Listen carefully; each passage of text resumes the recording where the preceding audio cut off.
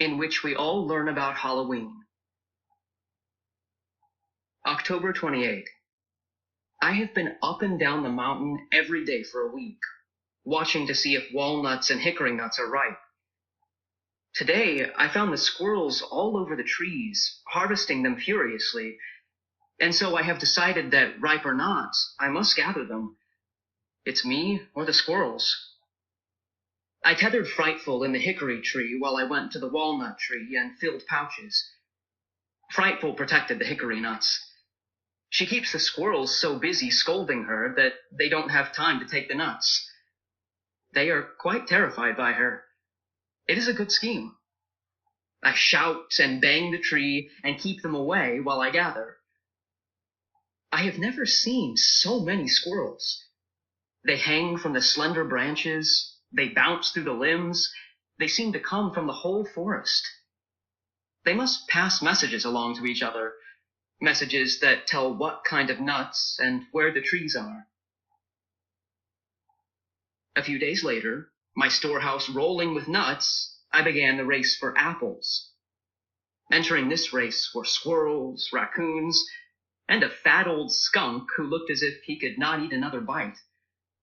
He was ready to sleep his autumn meal off, and I resented him because he did not need my apples.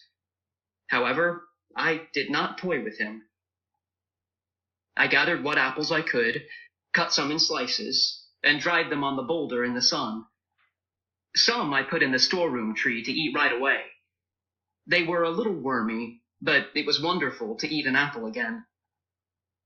Then one night, this was all done. The crop was gathered. I sat down to make a few notes when the Baron came sprinting into sight.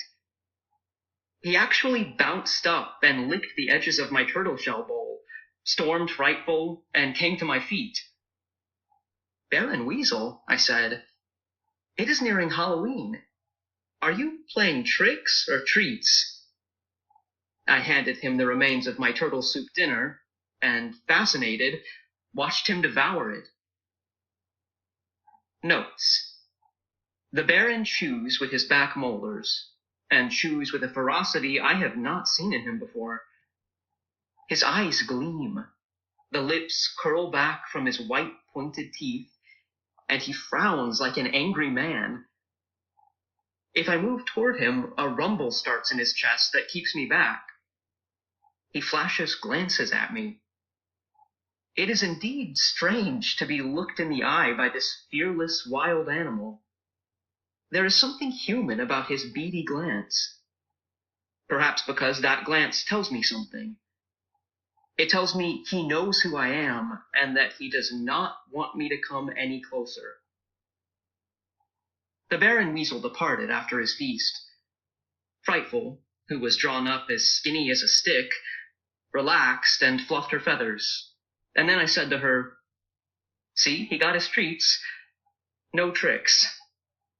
Then something occurred to me. I reached inside the door and pulled out my calendar stick. I counted 28, 29, 30, 31. Frightful, that old weasel knows. It is Halloween. Let's have a Halloween party. Swiftly, I made piles of cracked nuts, smoked rabbit, and crayfish. I even added 2 of my apples. This food was an invitation to the squirrels, foxes, raccoons, opossums, even the birds that lived around me to come have a party. When Frightful is tethered to her stump, some of the animals and birds will only come close enough to scream at her. So Bird and I went inside the tree, propped open the flap, and waited.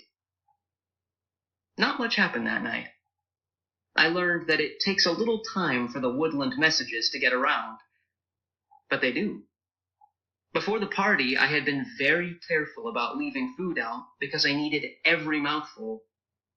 I took the precaution of rolling a stone in front of my store tree. The harvest moon rose. Frightful and I went to sleep. At dawn, we abandoned the party. I left the treats out, however. Since it was a snappy, gold-colored day, we went off to get some more rabbit skins to finish my winter underwear.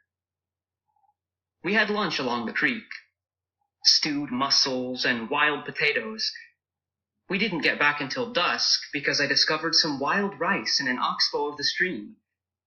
There was no more than a handful. Home that night, everything seemed peaceful enough.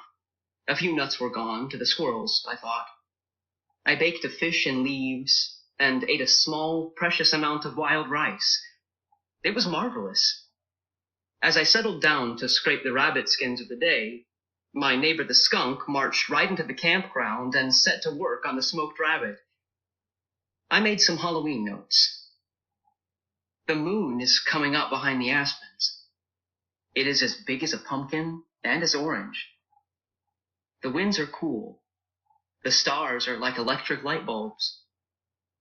I am just inside the doorway, with my turtle shell lamp burning so that I can see to write this. Something is moving beyond the second hemlock. Frightful is very alert, as if there are things all around us. Halloween was over at midnight last night, but for us it is just beginning. That's how I feel anyhow, but it just may be my imagination. I wish Frightful would stop pulling her feathers in and drawing herself up like a spring. I keep thinking that she feels things. Here comes Jesse C. James. He will want the venison. He didn't get the venison. There was a snarl, and a big raccoon I've never seen walked past him, growling and looking ferocious. Jesse C. stood motionless.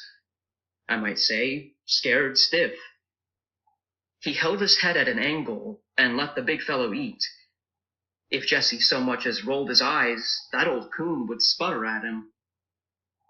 It grew dark, and I couldn't see much. An eerie yelp behind the boulder announced that the red fox of the meadow was nearing. He gave me goosebumps. He stayed just beyond my store tree, weaving back and forth on silent feet. Every now and then he would cry, a wavery, owl-like cry. I wrote some more. The light from my turtle lamp casts leaping shadows. To the beech nuts has come a small gray animal. I can't make out what. Now I see it. It's a flying squirrel. That surprises me. I've never seen a flying squirrel around here. But of course, I haven't been up much after sunset. When it grew too dark to see, I lit a fire, hoping it would not end the party. It did not, and the more I watched, the more I realized that all these animals were familiar with my camp. A white-footed mouse walked over my woodpile as if it were his. I put out the candle and fell asleep when the fire turned to coals. Much later, I was awakened by screaming. I lifted my head and looked into the moonlit forest. A few guests, still lingering at the party, saw me move and dashed bashfully into the ground cover. One was big and slender. I thought perhaps a mink. As I slowly came awake, I realized that screaming was coming from behind me. Something was in my house. I jumped up and shouted, and 2 raccoons skittered under my feet. I reached for my candle, slipped on hundreds of nuts, and fell. When I finally got a light and looked about me, I was dismayed to see what a mess my guests had made of my treehouse. They had found the cache of acorns and beech nuts and had tossed them all over my bed and floor. The party was getting rough. I chased the raccoons into the night and stumbled over a third animal and was struck by a wet, stinging spray. It was skunk! I was drenched. As I got used to the indignity and the smell, I saw the raccoons cavort around my fireplace and dodge past me. They were back in my tree before I could stop them. A bat winged in from the darkness and circled the tallow candle.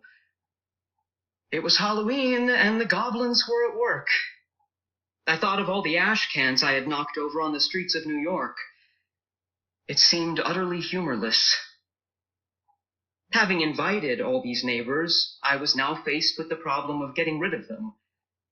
The raccoons were feeling so much at home that they snatched up beech nuts, bits of dried fish and venison, and tossed them playfully into the air. They were too full to eat any more, but were having a marvelous time making toys out of my hard-won winter food supply.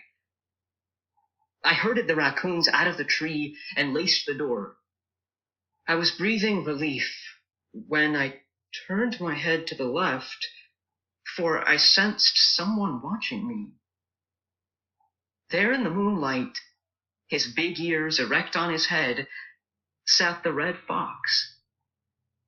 He was smiling. I know he was. I shouted, "Stop laughing!" And he vanished like a magician's handkerchief. All this had awakened Frightful, who was flopping in the dark in the tree.